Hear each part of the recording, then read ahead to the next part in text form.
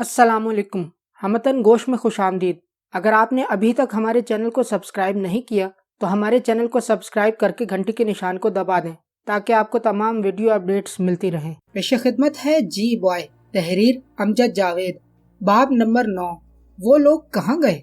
Inspector Mansoor एक छोटे बहरी जहाज के अर्शे पर खड़ा था। उसने आंखों पर दूरबीन लगाई हुई थी। वो जजीरे की तरफ देख रहा था। उसके साथ एक पुलिस ऑफिसर खड़ा था। उसके साथ ही डॉक्टर अनवर मौजूद था। तीनों के चेहरों पर गहरी संजीदगी तारी थी।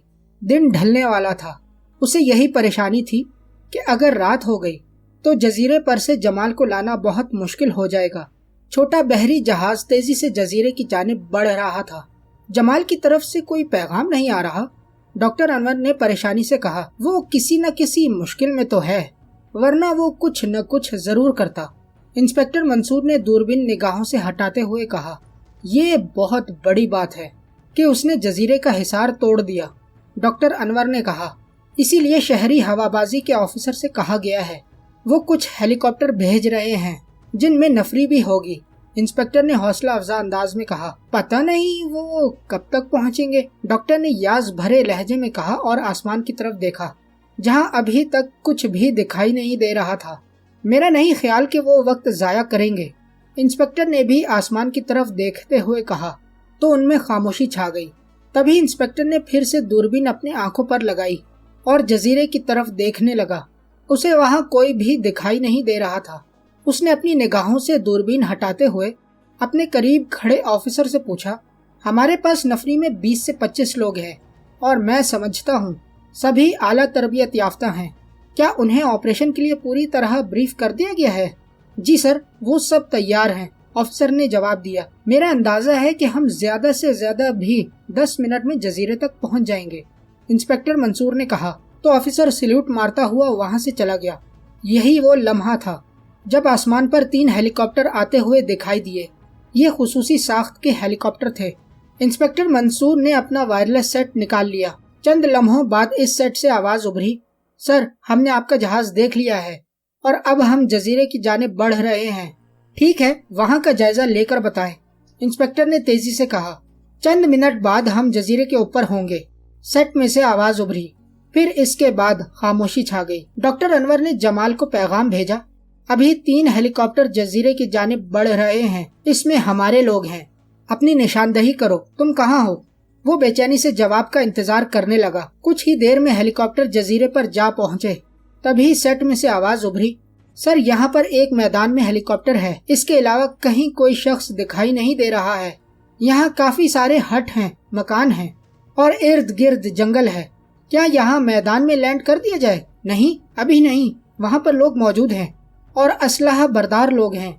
बिलाशुबा वो छुपे हुए होंगे, उन्हें तलाश करने की कोशिश करो। इंस्पेक्टर ने तेजी से कहा, ठीक है, अभी कुछ देर फिजा में रहते हैं। सेट से आवाज उभरी। उन्हीं लम्हात में जमाल का पैगाम आ गया, मैं एक लकड़ी के हट में हूँ। इसकी निशानी ये है कि वहाँ एक बड़ा टावर लगा हुआ है, करीब ही मिट्टी के मकान हैं। ये पैगाम आते ही डॉक्टर ने इंस्पेक्टर को बताया और उसने वायरलेस पर कह दिया उनका बहरी जहाज भी साहिल से थोड़े फासले पर रह गया था। उस वक्त तक हेलीकॉप्टर लैंड कर गए थे जब उनका जहाज भी रुक गया था। उन्हें अब छोटी कश्तियों से साहिल तक जाना था। वो किसी भी गैर मुतवक्का फायरिंग के लिए पूरी तरह तैयार थे। अचानक सामने से फायरिंग होने लगी। फायरिंग करने वाले दिखाई नहीं दे रहे थे, मगर उनके बारे में अंदाजा हो गया था कि वो लोग कहाँ हो सकते हैं। फायरिंग का एक ही ब्रस्ट मारा गया था। इसके बाद खामोशी छा गई थी। इंस्पेक्टर मंसूर ने वायरलेस सेट पर हुक्म दिया, दुश्मन ने अपने होने का एहसास दिला दिया है, दोबारा फायर होते ही अफवाह कर दिया जाए। हमें यहीं से रास्ता लेना है। मैं जवानों के साथ निकल रहा हूँ, कोई शक? कोई शक नहीं सर। सेट से आवाज उभरी तो इंस्पेक्टर दूरबीन से साहिल की तरफ देखने लगा। जवान कश्तियों में साहिल की जानिब बढ़ रहे थे।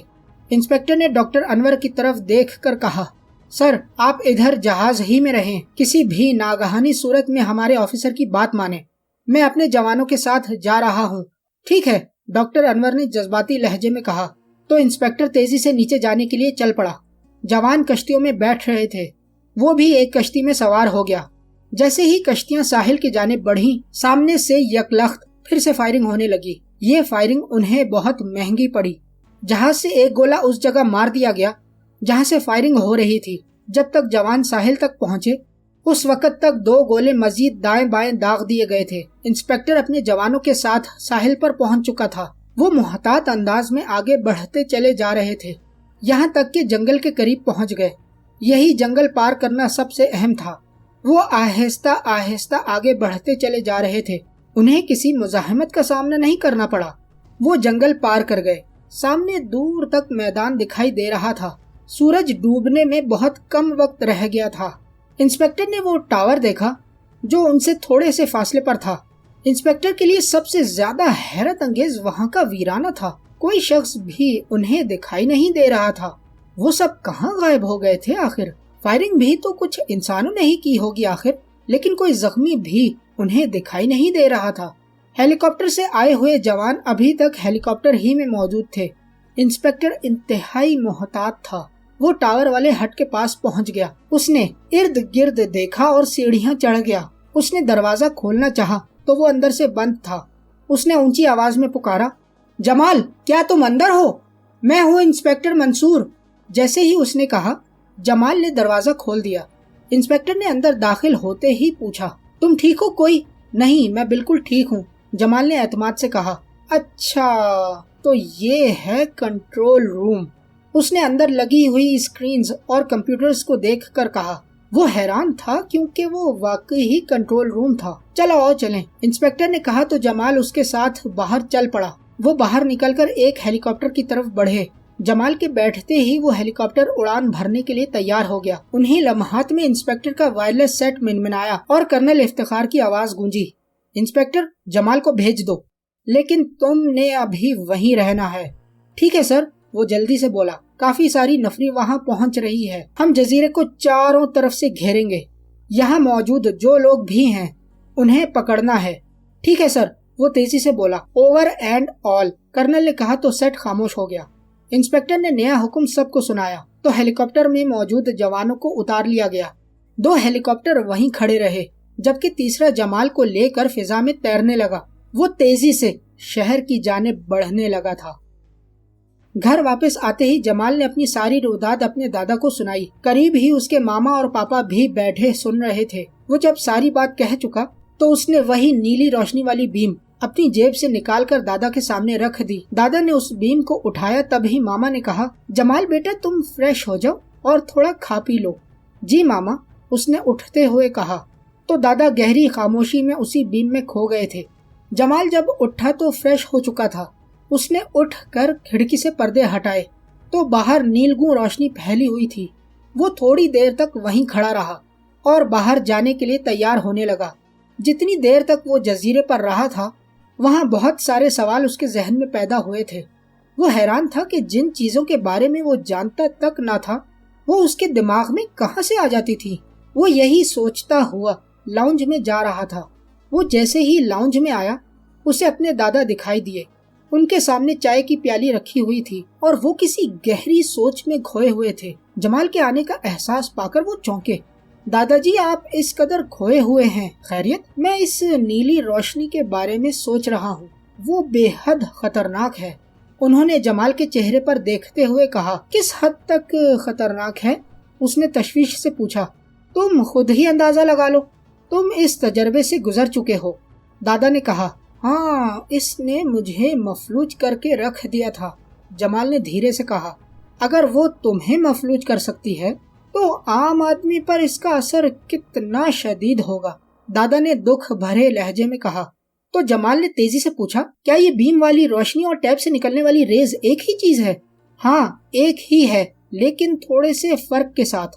یہ کہہ کر انہوں نے جمال کی طرف دیکھا، پھر کہتے چلے گئے، ٹیپ سے نکلنے والی ریز بہت معمولی سی قوت رکھتی ہے، جیسے نہ ہونے کے برابر، اور اس بیم میں انتہائی طاقتور روشنی تھی۔ دونوں چونکہ ایک ہی طرح کی ریز ہیں اس لیے یہ انسان کے لیے انتہائی خطرناک ہیں۔ ہاں، خطرناک تو ہیں، جس سے جو چاہو وہی کروا سکتے ہیں، جمال نے کہا۔ تو دادا نے چونک کر اس کی طرف دیکھا جیسے کوئی بات انہیں سمجھ میں آ گئی ہو۔ وہ چند لمحے اس پر غور کرتے رہے، پھر بولے، ارے تم نے تو ٹیپ والا مسئلہ ہی حل کر دیا۔ یہ ہو سکتا ہے اس ٹیپ سے انسانوں کو مفلوج کیا جاتا ہو اور پھر ان سے اپنی مرضی کا کام لیتے ہوں، یا ایسا کوئی کام لینے کا ارادہ ہو۔ ایسا ممکن ہے کیونکہ میں اس تجربے سے گزر چکا ہوں، جمال نے سوچتے ہوئے کہا۔ تو دادا جی نے اطمینان سے کہا، میں تو اپنے طور پر مطمئن ہو گیا ہوں۔ جی دادا جی، جمال نے کہا، پھر سوچتے ہوئے بولا، پتہ نہیں جزیرے پر اب تک کیا بنا ہوگا۔ اگرچہ میں ساری رات نہیں سویا، اسی نیلی روشنی کے بارے میں جاننے کی کوشش کرتا رہا، لیکن کسی سے جزیرے کی بابت رابطہ نہیں ہو سکا۔ خیر، تم تیار ہو جاؤ، ہم ناشتے کے بعد تربیتی مرکز جاتے ہیں، دادا نے کہا تو جمال سر ہلاتے ہوئے اٹھ گیا۔ ناشتے کے بعد جب وہ گھر سے نکلے تو دن کافی چڑھ آیا تھا۔ وہ اپنی سیاہ کار میں تربیتی مرکز جا پہنچے۔ انہیں فوراً ہی آپریشن روم میں لے جایا گیا۔ وہاں ہر طرف اسکرینیں لگی ہوئی تھیں۔ بہت سارے لوگ اپنے اپنے ڈیسک پر بیٹھے کام کر رہے تھے۔ ایک شیشے کے کیبن میں کرنل افتخار بیٹھے ہوئے تھے۔ انہوں نے اٹھ کر دونوں سے ہاتھ ملایا اور پھر باتیں کرتے ہوئے انہیں لے کر ایک ایسی جگہ پر آ گئے جہاں چند اسکرینیں لگی ہوئی تھیں جن پر مختلف مناظر چل رہے تھے۔ وہ تربیتی مرکز کا کنٹرول روم تھا۔ وہ تینوں بیٹھ گئے تو کرنل انہیں بتانے لگا، پوری رات جزیرے کا کونا کونا چھان مارا گیا ہے۔ یہ یقین ہونے کے باوجود بھی کہ وہاں پر لوگ ہیں، کوئی بھی شخص وہاں سے نہیں مل سکا۔ حیرت انگیز، دادا نے سرسراتے ہوئے کہا۔ کوئی ایسا خفیہ راستہ جہاں سے وہ سب لوگ نکل گئے ہوں؟ اچانک جمال نے سوال کیا۔ سب سے پہلا سوال یہی ذہن میں آتا ہے، اسی لیے اب وہاں پر اسی خفیہ راستے کی تلاش جاری ہے، کرنل نے بتایا۔ لیکن انہیں ابھی تک کوئی ایسا راستہ نہیں ملا، جمال تیزی سے بولا۔ تو دادا نے نہایت متانت سے کہا، دیکھو کرنل، وہ شخص مارٹن، وہی سرخ چہرے والا جس نے جمال کو اغوا کیا تھا، اس کا پکڑا جانا بہت ضروری ہے، ورنہ ہمارے ہاتھ سے ایک بہت بڑا سراغ نکل جائے گا۔ یہ ٹھیک ہے کہ وہ ایک مجرم ہے اور اس نے جرم کیا ہے، اور اس کا پکڑا جانا بھی بہت ضروری ہے، لیکن سراغ وہ کیسے؟ کرنل نے الجھتے ہوئے کہا، شاید آپ نیلی روشنی کو بھول رہے ہیں۔ جس نیلی روشنی سے اس نے جمال کو اغوا کیا تھا، دراصل وہی ٹیپ والی روشنی ہے، دادا نے کہا۔ تو کرنل نے سوچتے ہوئے کہا، مجھے تو تب ہی شک ہو گیا تھا کہ ان میں ضرور کوئی نہ کوئی مماثلت ہوگی، اب مجھے یقین ہو گیا ہے، اس لیے مارٹن کا پکڑا جانا بہت ضروری ہے، دادا نے کہا۔ تو کرنل نے اپنے سے تھوڑے سے فاصلے پر بیٹھے ہوئے ایک نوجوان سے کہا، جزیرے پر فوکس کرو۔ اس نوجوان نے سر ہلایا اور اپنے سامنے کمپیوٹر پر مصروف ہو گیا۔ اس کے ساتھ ہی کرنل اپنے وائرلیس سیٹ پر رابطہ کرنے کی کوشش کرنے لگا۔ زیادہ وقت نہیں گزرا تھا، سامنے دیوار پر لگی ایک اسکرین پر جزیرے کا منظر دکھائی دینے لگا۔ وہاں ہر طرف ویرانی تھی، کوئی بھی شخص دکھائی نہیں دے رہا تھا۔ چند لمحوں بعد منظر بدل گیا، وہاں بھی ایسا ہی ویرانہ تھا۔ اگلے منظر میں انسپیکٹر منصور دکھائی دیا۔ وہ کافی مصروف دکھائی دے رہا تھا، اس کے ارد گرد کئی جوان تھے۔ ایسے میں کرنل کا اس سے رابطہ ہو گیا۔ تبھی انہوں نے پوچھا، کیا صورتحال ہے انسپیکٹر؟ ہم نے پورا جزیرہ دیکھ لیا ہے، لیکن یہاں پر کسی بھی قسم کا کوئی راستہ دکھائی نہیں دیا۔ یوں لگ رہا ہے جیسے یہاں پر کوئی آدمی تھا ہی نہیں، ایسا لگ رہا ہے جیسے سب پراسرار طور پر غائب ہو گئے ہوں۔ اس نے جواب دیتے ہوئے کہا، کیا تمہارے خیال میں یہاں مزید کوشش کرنی چاہیے؟ کرنل نے پوچھا۔ سر، جب تک اس سوال کا جواب نہیں مل جاتا کہ یہاں پر موجود لوگ کہاں گئے، تب تک میرا خیال ہے ہمیں اپنی کوشش جاری رکھنی چاہیے، انسپیکٹر نے ایک عزم سے کہا۔ کیا ایسی کوئی جگہ رہ گئی ہے جہاں تک تم لوگ نہیں پہنچ پائے ہو یا وہاں تک رسائی نہ ہو پا رہی ہو؟ کرنل نے سوچتے ہوئے پوچھا۔ میرا خیال ہے ہم اس جزیرے پر سب جگہ پھر چکے ہیں، ہیلی کاپٹر سے بھی دیکھا ہے سب جگہ کو، لیکن کہیں کوئی آثار دکھائی نہیں دیے، انسپیکٹر نے بتایا۔ تو پھر انہیں زمین ہی نکل گئی ہوگی، لازمی یہاں پر کوئی زمین دوست تہخانہ ہوگا جہاں ان کا ٹھکانہ ہو سکتا ہے، اسی تہخانے میں وہ موجود ہوں، کرنل نے حتمی انداز میں کہا۔ سر، میں بھی یہی سوچ رہا ہوں، لیکن ایک بات ہے، اس نے تیزی سے کہا۔ وہ کیا؟ کرنل نے پوچھا۔ سر، پورا جنگل چھان مارا ہے، وہاں کسی کا نشان تک نہیں ملا۔ جزیرے کے باہر سمندر میں ہمارے لوگ موجود ہیں، اگر وہ یہاں سے نکلے بھی ہوں گے تو ان کی نگاہ میں تو ضرور آنے چاہیے، وہاں بھی کسی نے نہیں دیکھا، یہ حقیقت ہے۔ اب دیکھنا یہ ہے کہ وہ لوگ کہاں گئے، اس نے تجسس بھرے لہجے میں کہا۔ ظاہر ہے جزیرے کے باہر ہر طرف ہمارے لوگ موجود ہیں، ان کے سامنے سے تو کوئی نہیں گیا، وہ کوئی ایک آدمی تو نہیں تھا۔ خیر، تم دیکھو، شاید کہیں نہ کہیں تمہیں کوئی سراغ مل جائے، کرنل نے کہا۔ ٹھیک ہے سر، میں دیکھتا ہوں اور پوری کوشش کرتا ہوں، इंस्पेक्टर ने कहा तो कर्नल ने राब्ता मुनक़ता कर दिया। इसी लम्हे कर्नल ने जमाल की तरफ देखते हुए कहा, जमाल बेटा, आप मेरे केबिन में बैठो, मैं और डॉक्टर साहब कुछ देर के लिए लैब में जाएंगे। ठीक है, उसने कहा और उठ कर कर्नल के केबिन में चला गया। जमाल को केबिन में बैठे कुछ ही देर हुई थी। वो इसी बारे में सोच रहा था कि वहाँ के लोग किधर गए, खास तौर पर मार्टिन। वो उसे पकड़ना चाहता था। यही सोचते हुए वो अपने अंदर बेचैनी महसूस करने लगा। उसे वहाँ बैठे हुए काफी वक्त हो गया था, लेकिन उसकी बेचैनी कम नहीं हो रही थी। उसे ये समझ में नहीं आ रहा था कि ये बेचैनी क्यों हो रही है। वो इसी कश्मकश में था कि अचानक उसके सामने का मंजर मादूम होता चला गया और इसकी जगह एक नया मंजर जाहिर होने लगा। चंद लम्हों बाद वो मंजर वाज़ेह हुआ तो उसने देखा उसके सामने दूर तक फैली हुई भूरी जमीन थी। वो जैसे हवा में तैरता हुआ उड़ा जा रहा था। अचानक सामने मिट्टी की छोटी छोटी ढेरियां बनी हुई दिखाई दी। मिट्टी की ये ढेरियां किसी प्लेट में पड़ी जली की मानिंद लरज रही थी। वो पास खड़ा उन्हें देखता रहा। आहिस्ता आहिस्ता वो ढेरियां यूं तेज तेज हिलने लगी जैसे तेज हवा में पत्ते लरजते हैं। कुछ देर तक वो मिट्टी की ढेरियां यूं ही लरजते रहने के बाद तहलील होने लगी। थोड़ी ही देर बाद वहां यूं दिखाई देने लगा जैसे मिट्टी की ढेरियां वहां थी ही नहीं। उनकी जगह बड़े बड़े सुराख दिखाई देने लगे थे। अचानक इर्द गिर्द से मुख्तलिफ रंगों की रंगीन रोशनी वाली लकीरें एक सुराख में दाखिल होने लगी, जैसे सांप बिल में दाखिल होता है। वो लकीरें बिल में दाखिल होती चली गईं। वो रंगीन लकीरें जमीन के ऊपर से भी दिखाई दे रही थीं।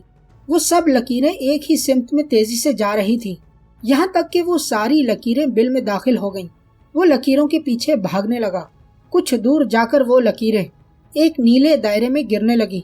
वहाँ सारी की सारी लकीरें यूं आपस में गडमड होने लगी जैसे केचुए होते हैं। जिस तरह वो रंगीन लकीरें नीले दायरे में गिर रही थी, इसी तरह उनका रंग भी मटियाला होता जा रहा था, यहाँ तक कि सारी रंग बरंगी लकीरें एक रंग की होती चली गईं। जैसे ही वो अपना रंग बदलती, वो एक खास सिमत में चल पड़ती थी। वो लकीरें इस नीले दायरे में तहलील होने लगी। कुछ देर बाद वो सब लकीरें नीले दायरे में तहलील होकर अपना वजूद खत्म कर चुकी थी। अचानक एक सफेद रंग की लकीर नीले दायरे में से निकली और आसमान की तरफ उठ गई। अचानक वो मंजर गायब हो गया। फिर से तारीकी छा गई। जमाल के सामने वही केबिन था और वही कंट्रोल रूम। जमाल समझ चुका था कि उसे कोई न कोई इशारा मिल चुका है। वो फौरी तौर पर कुछ भी ना समझ सका। थोड़ी देर बाद जब उसके हवास बहाल हुए तो उसने थोड़ी देर पहले देखे हुए मंजर को समझना चाहा। उसके दिमाग पर जजीरा छाया हुआ था। उसने जैसे ही गौर करना शुरू किया, उसको समझ में आने लगा जजीरे पर से लोग गायब कहाँ हो गए हैं। बिलाशुबा ज़ेरे ज़मीन कोई ऐसा रास्ता था जहाँ से वो निकले और समंदर में चले गए, जहाँ से निकलकर वो फरार हो गए। वो वहीं बैठा सोचता रहा, फिर उठा और उस नौजवान के पास चला गया जहाँ थोड़ी देर पहले बैठा हुआ था। वहाँ से कर्नल साहब का राब्ता इंस्पेक्टर से हुआ था और इसने कंप्यूटर स्क्रीन पर जजीरे को देखा था। जमाल उसके पास जा बैठा तो उस नौजवान ने सर उठाकर उसको देखा और फिर मुस्कुराते हुए पूछा, खैरियत, आप यहाँ आ गए? क्या आप मुझे जजीरे के मनाजिर दिखा सकते हैं? जमाल ने उसके सवाल को नजरअंदाज करते हुए पूछा। इस पर उस नौजवान ने चंद लम्हे सोचा, फिर संजीदगी से बोला, बिल्कुल दिखा सकता हूँ, तो प्लीज मुझे दिखाएं। जमाल ने उसी संजीदगी से कहा। तो वो नौजवान कंप्यूटर पर मुख्तलिफ कमांड्स देने लगा। जरा सी देर में जजीरे का फिजाई मंजर उसके सामने आ गया। वो काफी देर तक देखता रहा। उसे अपनी मतलूबा जगह दिखाई नहीं दे रही थी। अचानक उसे ख्याल आया कि टावर के करीब भी कुछ घर बने हुए थे। कहीं वो जगह तो नहीं है? ये ख्याल आते ही उसने उसे रद्द कर दिया, क्योंकि ऐसा मुमकिन नहीं था। अगर उन घरों में कोई ऐसा सिस्टम होता तो इंस्पेक्टर मंसूर के आने से पहले वहाँ करीब ही हेलीकॉप्टर वाले मौजूद थे। वो जजीरे पर मौजूद लोगों को देख सकते थे। उनके सामने कोई शख्स नहीं आया था, लिहाजा वो कोई और जगह ही हो सकती थी। वो सब्र तहम्मुल से जजीरे के फजाई मनाजिर देख रहा था। अचानक उसे एक हट दिखाई दिया जिसके थोड़े फासले पर मिट्टी के चंद ढेर थे, जहाँ से थोड़े ही फासले पर जंगल शुरू हो जाता था। वो ढेरियां यूं दिखाई दे रही थी जैसे वो बोरियां बनाई गई हों।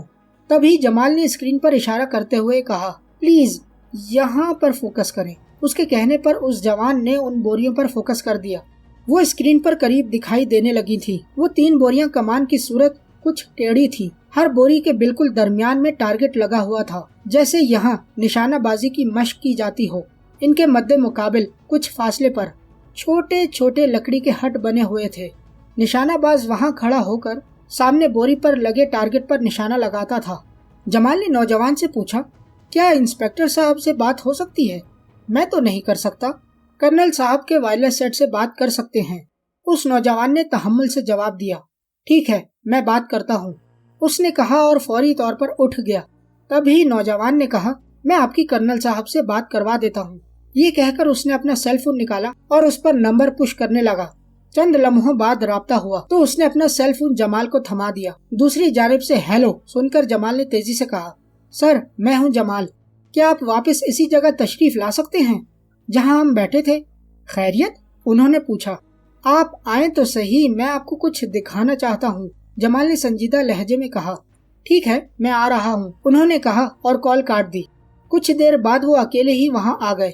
जमाल ने उन्हें स्क्रीन पर मौजूद मंजर दिखाते हुए कहा, इंस्पेक्टर साहब से बात करें। क्या उन्होंने इस जगह को चेक किया है? ओके, मैं देखता हूँ, कर्नल ने बेसाख्ता कहा और इंस्पेक्टर मंसूर से राब्ता कायम करने के लिए वायरलेस निकाल लिया। वो समझ गए थे कि जमाल क्या कहना चाहता है। ज्यादा वक्त नहीं गुजरा था, स्क्रीन पर इंस्पेक्टर मंसूर दिखाई देने लगा। वो अपने कुछ साथियों के साथ चलता चला जा रहा था। उसे कॉल मिली तो वो बात करने लगा। कर्नल ने उसे पूरी तरह लोकेशन समझाते हुए पूछा, क्या आप वहाँ पर गए हैं? चेक किया है उस जगह को? मैं तो नहीं गया, लेकिन कुछ जवान गए थे, इंस्पेक्टर ने जवाब दिया। आप ऐसा करें, वहाँ दोबारा जाएं और उस जगह को अच्छी तरह से देखें, कर्नल ने तहक्कुमाना लहजे में कहा और वायरलेस सेट बंद कर दिया।